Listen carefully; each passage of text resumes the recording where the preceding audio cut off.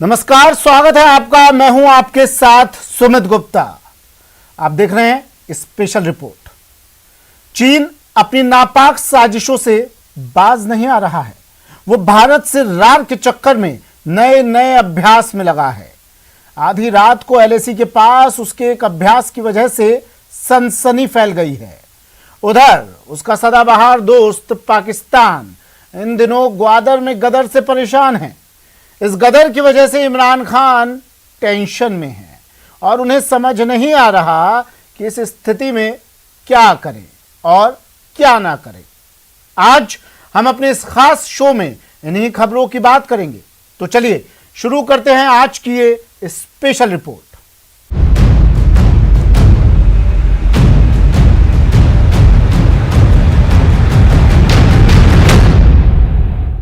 LAC यानी वास्तविक नियंत्रण रेखा पर चीन एक बार फिर सीमा विवाद को तूल देने के साथ जंग की तैयारी करता नजर आ रहा है। चीन सेना के आधिकारिक समाचार पोर्टल के मुताबिक पीएलए ने बॉर्डर के पास किसी अज्ञात जगह पर एक बहुत बड़ा युद्धाभ्यास किया है। इस युद्धाभ्यास का सबसे अहम पहलू यह है कि चीन की सेना ने इस दौरान न सिर्फ रात में जंग लड़ने का अभ्यास किया बल्कि रासायनिक और जैविक हथियारों के इस्तेमाल का भी परीक्षण किया है। ऐसे में सवाल ये कि क्या ड्रैगन एक जहरीले जंग की तैयारी कर रहा है?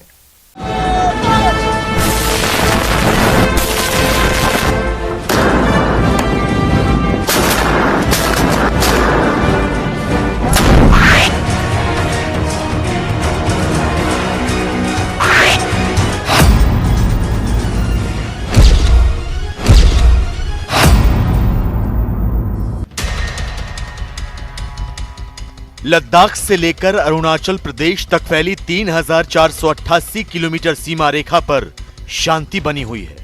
चीन और भारत की सेनाएं अपनी अपनी चौकियों पर निगरानी कर रही हैं। ऐसा लग रहा है कि हालात सामान्य होने लगे हैं, लेकिन हकीकत तो यह है कि अब भी एलएसी पर दोनों देशों के बीच तनाव कम नहीं हुआ है। चीन की ओर से लगातार भारत को उकसाने की कोशिश की जा रही है। तिब्बत से लेकर अक्साई चीन तक पीपल्स लिबरेशन आर्मी की सैन्य हलचल बढ़ती जा रही है।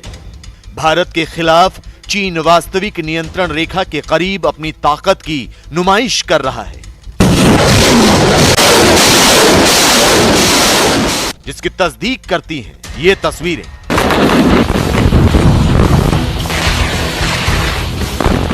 पीपल्स लिबरेशन आर्मी के आधिकारिक समाचार पोर्टल में छपी एक रिपोर्ट की माने तो चीन की सेना ने किसी अज्ञात जगह पर दिन और रात में युद्ध लड़ने का अभ्यास किया। रॉकेट लॉन्चर से दुश्मन पर हमला करने का अभ्यास किया।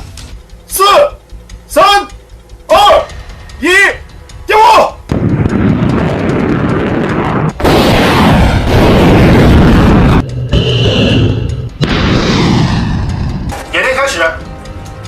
चीन सेना की घात लगाकर हमला करने वाली बख्तरबंद टोली ने जंग की तैयारियों को परखा तो इस युद्धाभ्यास में विस्फोट करने वाले इंजीनियरों को खास तौर पर बुलाया गया था।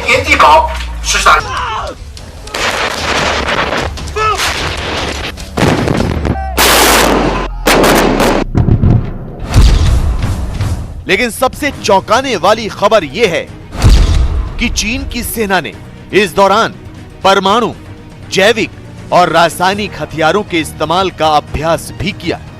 चीन सेना के एक जवान की गैस मास्क पहने तस्वीर भी सामने आई। बताया जा रहा है कि गैस मास्क के साथ ये जवान एक जहरीले इलाके से गुजरा। फिर इस जवान ने कमांड पोस्ट को हालात की सूचना दी, जिसके बाद कमांड पोस्ट ने रासायनिक रक्षा टुकड़ी से मदद मांगी। साथ ही दुश्मन की स्थिति पर बारीकी से निगरानी, दिन और रात में जंग लड़ने के कौशल और कई तरह के हथियारों के इस्तेमाल का अभ्यास किया गया। बहुत कम बार ऐसा हुआ है कि चीन की सेना ने अपने आधिकारिक समाचार पोर्टल से इस तरह के सीक्रेट युद्धाभ्यास की जानकारी दी हो। हालांकि चीन की पीपल्स लिबरेशन आर्मी ने इस बात से पर्दा नहीं उठाया कि रासायनिक, जैविक और परमाणु हथियारों के साथ जंग का अभ्यास कहां किया गया।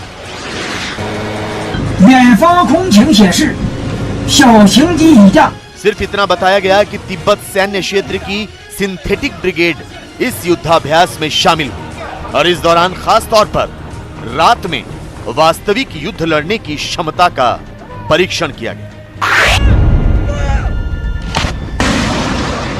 标尺358，向左年24，全年28准备。 वजह साफ है, चीन हमेशा से अपने भावी युद्ध की जो भी संभावनाएं हैं या युद्ध जिन जिन क्षेत्रों में बढ़ सकता है उसमें एक सुनियोजित तरीके से तैयारी करता है और जी जान लगाकर उसमें लग जाता है। और उसके साथ ही वहां का नेशनल मीडिया इसके प्रचार और प्रसार में भी पूरी तरह से शामिल होता है, क्योंकि उसका इरादा यह है कि इन ताकतों और तैयारियों के माध्यम से अगर हम दुश्मन के ऊपर साइकोलॉजिकल वॉरफेयर करके अपने एम को अचीव कर पाए तो यह शायद बेहतर तरीका होगा।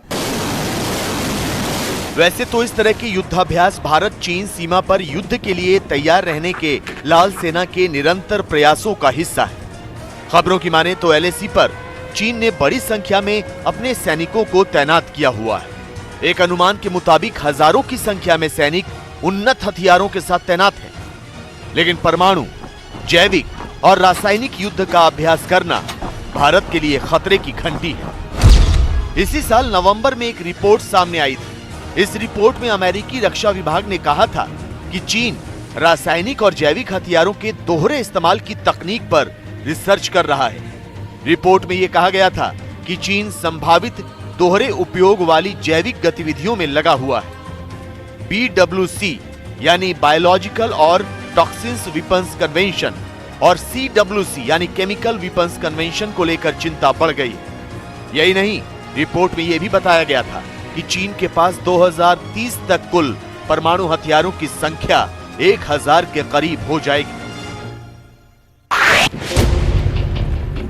जाहिर है, भारत चीन सीमा पर शांति अस्थायी है। किसी भी वक्त चीन परंपरागत युद्ध के साथ जैविक और रासायनिक युद्ध का आगाज कर सकता है। तो शायद यही वजह है कि चीन से निपटने के लिए भारत अपने सुरक्षा कवच को पहले से कहीं ज्यादा मजबूत बना रहा है। चीन के द्वारा युद्ध से तैयारी के लिए किए जाने वाले कामों में कोई भी कमी नहीं आई है। वह चाहे उसका फास्ट पेस इंफ्रास्ट्रक्चर का डेवलपमेंट हो, अपने हैवी हथियारों का आगे लद्दाख के इलाके में डिप्लॉयमेंट करना हो, रॉकेट फोर्स का डिप्लॉयमेंट करना हो, मिसाइल्स को डिप्लॉय करना हो या तरह तरह की और ट्रेनिंग करना जिसमें उसके सभी आर्म्स एंड सर्विसेज पार्टिसिपेट करते हों, हाई एल्टीट्यूड पे ढेर सारे ट्रूप्स को अमास करना, ये सब ऐसी हरकतें हैं जिससे ये नहीं लगता कि वह तुरंत ही किसी शांत की राह की तरफ बढ़ रहा है। अब आपके लिए यह समझना भी जरूरी है कि रासायनिक हथियार क्या होते हैं। दरअसल रासायनिक हथियार डिलीवरी सिस्टम जैसे बम या फिर तोपखाने में इस्तेमाल किया जाने वाला एक जहरीला रसायन होता है। सामान्य शब्दों में उन हथियारों को केमिकल वेपन यानी रासायनिक हथियार कहा जाता है जिनमें जहरीले रसायन का इस्तेमाल किया जाता है। रासायनिक हथियारों के इस्तेमाल से न केवल हजारों लाखों की तादाद में लोगों को पल भर में मौत की नींद सुलाया जा सकता है, बल्कि उन्हें अलग अलग तरह की बीमारियों के प्रभाव में तिल तिल कर मरने के लिए भी छोड़ा जा सकता है। तो आपको बता दें कि OPCW के मुताबिक पूरी दुनिया के कुल 72,304 रासायनिक हथियारों में से लगभग 96.27% यानी 69,610 रासायनिक हथियारों को नष्ट कर दिया गया है। रासायनिक हथियार निषेध संगठन यानी OPCW में 192 हस्ताक्षरकर्ता देश हैं, जो वैश्विक आबादी के 98% का प्रतिनिधित्व करते हैं। 14 जनवरी 1993 को भारत भी रासायनिक हथियार निषेध संगठन का हिस्सा बन गया। लेकिन चीन जैसे जैसे आर्थिक तौर पर शक्तिशाली होता गया, उसने अपनी सेना की ताकत में इजाफा करने के लिए रासायनिक हथियार विकसित करने शुरू कर दिए। जब भी इस तरह की कोई खबर आती है कि चीन रासायनिक हथियार बना रहा है, तो बीजिंग से उन्हें भ्रामक बताकर कन्नी काट ली जाती है। लेकिन अब यह साफ हो चुका है कि चीन सिर्फ भारत ही नहीं बल्कि पूरी दुनिया को ब्लैकमेल करने के लिए रासायनिक और जैविक हथियार बनाने के साथ उनका परीक्षण भी कर रहा है। अब बात पाकिस्तान की, जहां गृह युद्ध जैसे हालात बनते जा रहे हैं। ग्वादर में चीन की मौजूदगी और स्थानीय लोगों के साथ सौतेले व्यवहार की वजह से बलूचिस्तान के लोग पाकिस्तान से आजादी के लिए आर पार की लड़ाई में कूद पड़े हैं। सीपीईसी के विरोध में बलूचिस्तान की आवाम इमरान विरोध के नारे बुलंद कर रही है। खबर है कि हजारों लोगों ने एक बार फिर ग्वादर में चक्का जाम कर दिया है।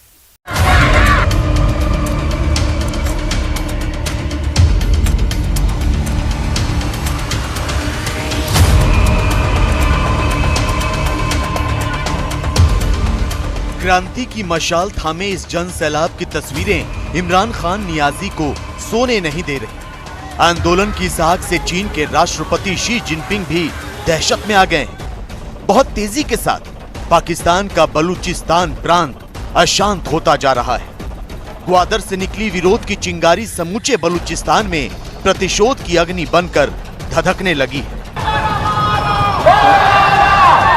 पिछले एक महीने से पाकिस्तान और चीन के खिलाफ शुरू हुआ संग्राम अब गृह युद्ध की शक्ल अख्तियार करने लगा है। ग्वादर की जनता ग्वादर को हक दो के नारे लगा रही है। इस्लामिक नेता, राष्ट्रवादी और बड़ी संख्या में महिलाएं और बच्चे आजादी के आंदोलन में शामिल होकर पाकिस्तान के टुकड़े करने पर आमादा नजर आ रहे हैं। दरअसल ग्वादर की जनता इमरान सरकार से ईरान के साथ व्यापार संबंधों में छूट और शहर में सुरक्षा चेक पॉइंट में ढील देने की गुहार लगा रही है। ग्वादर की जनता चीन के सीपेक प्रोजेक्ट का विरोध करने के साथ चीन के नागरिकों की मनमानियों का विरोध कर रही है। ग्वादर में चल रहा विरोध प्रदर्शन इमरान सरकार और वहां की शक्तिशाली सेना के लिए खतरे की घंटी है। ग्वादर में पहले भी इस तरह के विरोध प्रदर्शन होते रहे हैं, लेकिन ऐसा पहली बार है कि इतनी बड़ी तादाद में जनता ने सामूहिक तरीके से आंदोलन शुरू किया है। चाइना एक ऑक्यूपाइंग फोर्स की तरह उन्हें लगता है कि उन्होंने ग्वादर के इलाके को खरीद लिया है। एक तरीके से लीज पे ज़रूर ले लिया है, इन पाकिस्तान वोज मनी, लेकिन वो ट्रीटमेंट जो लोकल्स को दे रहे हैं, जिस तरीके से उन्हें वो थर्ड क्लास सिटीजन समझ रहे हैं, जिस तरीके से वो उन्हें वर्किंग फोर्स समझ रहे हैं सिर्फ कि जिनको हम काम दे रहे हैं तो एहसान कर रहे हैं, तो ये अपने आप में मुझे नहीं लगता कि पाकिस्तान की जनता को सहन शक्ति होगी इतनी कि वो इसको सहन करे। बलूचिस्तान प्रांत में स्थित ग्वादर की सीमा से कुछ ही दूरी पर ईरान है और ये अरब सागर में स्ट्रेट ऑफ हॉर्मुज के बेहद करीब है। ये चीन के बेल्ट एंड रोड इनिशिएटिव का प्रमुख केंद्र है। पाकिस्तान का दावा है कि ग्वादर और सीपेक से चीन को अरब सागर तक पहुंच मिलेगी, जिससे न सिर्फ चीन बल्कि इस पूरे इलाके का आर्थिक भूगोल बदल जाएगा। लेकिन इस दावे के बीच बलोचों के भविष्य पर कोई चर्चा नहीं हो रही, जिसे देखते हुए अब ग्वादर के लोग सड़कों पर उतरकर अपनी आवाज बुलंद कर रहे हैं। तो इस भारी विरोध प्रदर्शन के बाद पाकिस्तान के प्रधानमंत्री इमरान खान ने कहा है कि ग्वादर तट के नजदीक मछली पकड़ने वाले अवैध जहाजों के खिलाफ वो कड़ी कार्रवाई करेंगे। लेकिन ग्वादर के साथ पूरा बलूचिस्तान इमरान के इस वादे से मुतमईन नजर नहीं आ रहा। वहां के लोगों को इस बात का डर सता रहा है कि पाकिस्तान और चीन की योजना से उनकी आजीविका संकट में पड़ जाएगी। तो शायद यही वजह है कि वहां विरोध प्रदर्शन अब एक बड़े आंदोलन की शक्ल ले चुका है, जिसकी वजह से इस इलाके में इमरान सरकार को हजारों की संख्या में अतिरिक्त पुलिस कर्मियों की तैनाती करनी पड़ी है। ग्वादर के लोगों के लिए सबसे बड़ी ट्रेजेडी है कि उनकी अपनी सरकार पाकिस्तान में उनके साथ खड़ी नहीं है। वो उल्टा उन पर जुल्म ढा रही है, ह्यूमन राइट वायलेशंस कर रही है, अपने इनकम के वेस्टेड इंटरेस्ट के वजह से एक तरीके से उन्होंने ग्वादर इलाका और वहाँ के लोगों को चीन के हाथ बेच दिया है। जिस तरीके से ग्वादर के लोगों के ऊपर एक तो मार है जुल्म की पाकिस्तान की, साथ ही साथ अत्याचार हो रहा है चाइना द्वारा। ग्वादर पर पहले ओमान का कब्जा था। साल 1958 में पाकिस्तान सरकार ने उसे खरीद लिया था। तो अब यहाँ के लोगों को लगता है कि पाकिस्तान की सरकार चीन के हाथों उनके भविष्य का सौदा कर सकती है, बलूचिस्तान को नीलाम कर सकती है। लेकिन इमरान खान ऐसा करें उससे पहले उन्हें बलूचिस्तान में आजादी वाले आंदोलन की आग से होकर पड़ेगा। इमरान खान को पूरे बलूचिस्तान में विद्रोह का सामना करना पड़ेगा। स्पेशल रिपोर्ट में वक्त एक ब्रेक का है।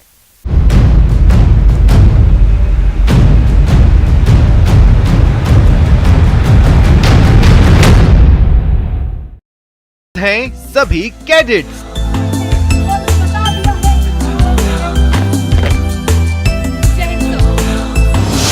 गणतंत्र दिवस परेड में शामिल होंगे 57 कैडेट्स।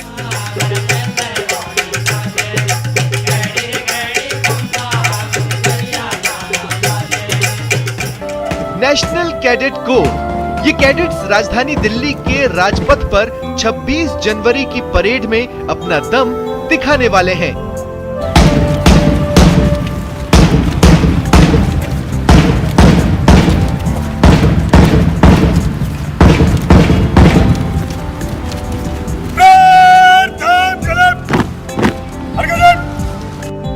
हर साल की तरह इस बार भी राजस्थान कंटिजेंट नई दिल्ली में आयोजित होने वाले गणतंत्र दिवस परेड कैंप में भाग लेने के लिए तैयार हैं और ये सभी कैडेट्स दिल्ली रवाना भी हो चुके हैं।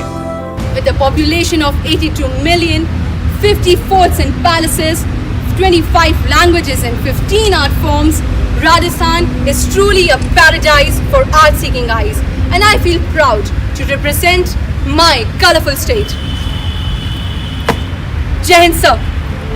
खास बात यह है कि राजस्थान के ये कैडेट्स अपनी लोक संस्कृति की चमक भी राजपथ पर बिखेरेंगे। जयपुर में आयोजित प्री आरडीसी कैंप की क्लोजिंग सेरेमनी में इसकी एक झलक भी देखने को मिली।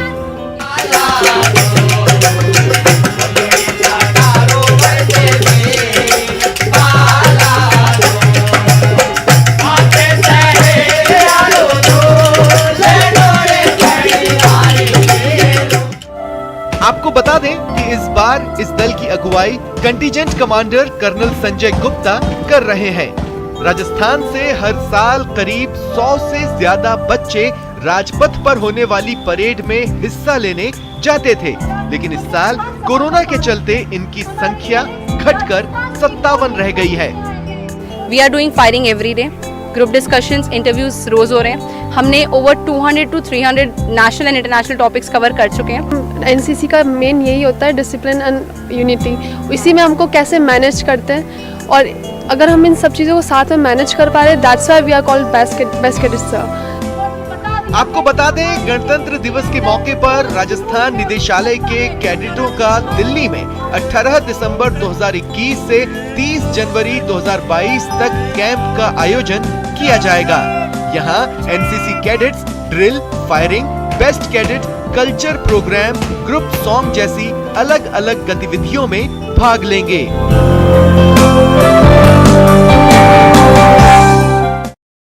स्पेशल रिपोर्ट में आज के लिए इतना ही। दीजिए इजाजत, नमस्कार।